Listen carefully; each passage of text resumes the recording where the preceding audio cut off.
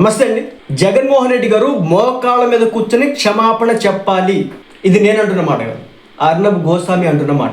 జగన్మోహన్ రెడ్డి గారు చేసినటువంటి పాపానికి ప్రక్షాళన చెయ్యాలి అని ఈ రోజున ఇష్టం వచ్చినట్టుగా గొంతెత్తి మాట్లాడుతూ ఉన్నాడు ఆ వ్యక్తి. వైసీపీ దగ్గర నుంచి మరి అర్నబ్ గోస్వామిని ఆ స్థాయిలో టార్గెట్ చేస్తారనంటే కనిపించట్లేదు నాకు. ఎందుకంటే తిరుమల తిరుపతి లడ్డూ కల్తీ అంశం ఏదైతే ఉందో ఇప్పుడు అది నేషనల్ మీడియాలో మామూలుగా కాదు, పీక్ లెవెల్ హైలైట్ అనమాట. జగన్మోహన్ రెడ్డి గారిని ఒకే మాట అన్నాడు, మీరు క్రిస్టియన్ అయినంత మాత్రాన మీ ప్రసాదాన్ని కూడా ఇలా చేస్తే ఊరుకుంటావా? వైసీపీ వాళ్ళకి ఏం మాట్లాడాలో అర్థం కావట్లేదు. ఆ వ్యక్తి అలా తగులుకున్నాడు, వదిలిపెట్టే బాపతి కనిపించట్లేదు. అసలు ఏం జరుగుతుందో కూడా వాళ్ళకి అర్థం కావట్లేదు.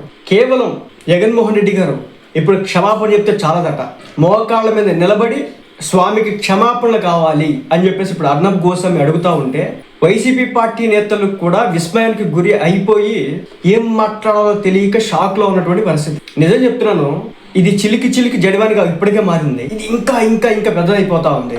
వెంకటేశ్వర స్వామిని పూర్తి స్థాయిలో రాజకీయాల్లోకి అయితే లాగేశారు. ఇది ఎటు వెళ్తుందో కూడా అర్థం కావట్లేదు. కానీ మహా డేంజర్ గా మారడానికి అయితే అవకాశం అయితే ఉంది. జగన్మోహన్ రెడ్డి గారికి చట్టపరమైన శిక్షణ మాత్రమే కాదు, అంతకు మించి కావాలని చెప్పేసి అడుగుతా ఉన్నారట. ఒకటైతే చెప్తున్నానండి, ఆనాడు తిరుమల తిరుపతి దేవస్థానానికి సంబంధించి ఉన్నటువంటి వ్యక్తులు జగన్మోహన్ రెడ్డి గారికి చెప్పి చేశారా, ఆయనకి తెలియకుండా జరిగిందా అనేది కూడా వార్త వైరల్ అవుతా ఉంది. నేను అనుకోవడం ఈ అంశంలో జగన్మోహన్ రెడ్డి గారు రియాక్ట్ అయితే బాగుంటుందేమో. ఇప్పుడు దేశంలో హిందువుల్లో ఈ పార్టీ ఒకటి, జగన్మోహన్ రెడ్డి గారు ఒకరు హిందువుల యొక్క మనోభావాల్ని పూర్తిగా దెబ్బతీసినారు అనేది అయితే ఎస్టాబ్లిష్ అవుతుంది. సో దీని ద్వారా జగన్మోహన్ రెడ్డి గారికి కఠిన శిక్షలు పడాలి అని చెప్పేసి వీళ్ళు అడుగుతా ఉన్నారు. ఒకటైతే చెప్తున్నాను, వైసీపీ పార్టీకి ఇది మామూలు తలపోటు అయితే కాదు. దీన్ని ఎలా కంట్రోల్ చేసుకుంటారో అర్థం కావట్లేదు వాళ్ళకు కూడా. ఎవరైనా నిజంగా తప్పు చేస్తుంటే ఆ తప్పుకి సంబంధించి ఏం చేయాలి, ఎలా ఎలా ఎలా ఒక వ్యూహరచన వేసుకుని ముందుకెళ్లాల్సినటువంటి పరిస్థితి ఇప్పుడు ఏర్పడింది. జగన్మోహన్ రెడ్డి గారు డైరెక్ట్ గా బయటకు వచ్చి అసలు ఏం జరుగుతుందో కూడా మాట్లాడట్లేదు. ఎందుకు మాట్లాడట్లేదు అర్థం కావట్లేదు. ఇక లడ్డు నాణ్యత విషయానికి వస్తే ఈరోజు చాలా మంది చెప్తా ఉన్నారు, స్వామీజీలు మాట్లాడుతూ ఉన్నారు. ఒక స్వామీజీ ఎందుకు మాట్లాడతాడు? ఏం అవసరం ఆయనకి? తన రిలీజియన్ దగ్గరకు వచ్చింది కాబట్టి, తన మతంలో తను తిరుమల తిరుపతి దేవస్థానానికి వెళ్తే ఏకంగా స్వర్గానికి వెళ్ళినట్టు ఫీల్ అవుతారు కాబట్టి ఈరోజు నేను రియాక్ట్ అవుతా ఉన్నాడు.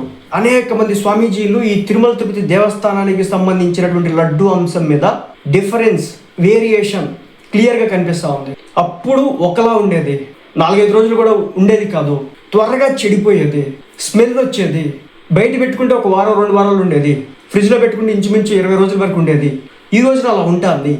జగన్మోహన్ రెడ్డి గారి హయాంలో ఎందుకు లేదు? నేను ఒక వీడియో కూడా చేశాను. దాంట్లో క్లియర్గా అనేక మంది ఈ లడ్డూకి సంబంధించి వాళ్ళ యొక్క అభిప్రాయాల్ని తెలియజేస్తున్నారు వెళ్ళిన తర్వాత, తిరుమల తిరుపతి దేవస్థానానికి వెళ్ళి వచ్చిన తర్వాత. సో ఆ రోజు వాళ్ళు చాలా గట్టిగా మాట్లాడినారు, అసలు టేస్ట్ బాగాలేదని.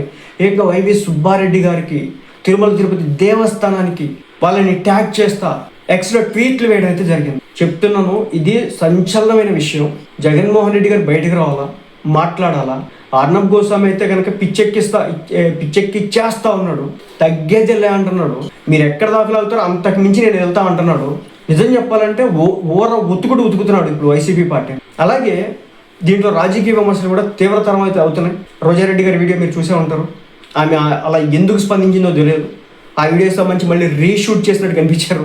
సో ఇలా 1 కాదు 2 కాదు అనేకం అన్నమాట. ఇప్పుడు ఆ పార్టీకి సంబంధించి తలపోట్లు పూర్తిగా హిందువుల యొక్క మనోభావాలు అయితే గట్టిగా దెబ్బతిన్నాయి. మరి దీన్ని నెక్స్ట్ ఎలక్షన్స్, సరే ఎలక్షన్స్ పక్కన పెట్టినాడు, నెక్స్ట్ ఎలక్షన్స్ కాదు, భక్తుల యొక్క మనోభావాలకి ఏం సమాధానం చెప్తారు ఇప్పుడు వైసీపీ? జగన్మోహన్ రెడ్డి గారు ఏం సమాధానం చెప్తారు? దాంట్లో రకరకాల కెమికల్స్ ఉపయోగించినారని, పాములిన్ ఆయిల్తో తయారు చేసినారని, ఏదో కెర్నల్ ఆయిల్తో తయారు చేసినారని, టాయిలెట్లో ఉపయోగించేటటువంటి ఏదో కెమికల్ని వాడారని, ఇలా ఒకటి కాదు అనేకం అన్నమాట. ఇది రేపొద్దున దీనికి సంబంధించి ఛార్జ్ షీట్లు, జడ్జిమెంట్లు వచ్చిన తర్వాత మరి ఏమవుతుందో తెలియదు. కానీ ప్రస్తుతానికైతే ఒక ఊపు ఊపేస్తూ ఉంది.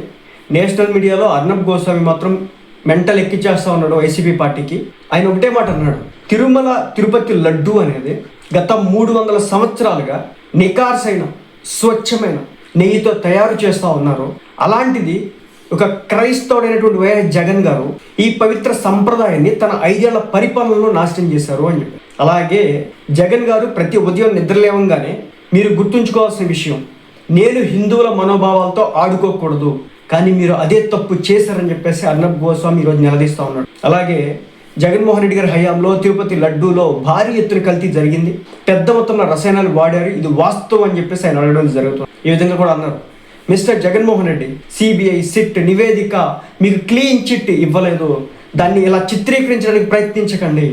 నాటకాలు ఆడుతూ జంతువుల కొవ్వు దొరకలేదని చెప్పకండి.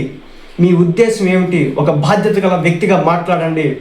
మీ చేతులు జోడించి దేశ ప్రజల ముందుకు వెళ్ళి దీనికి క్షమాపణ చెప్పండి.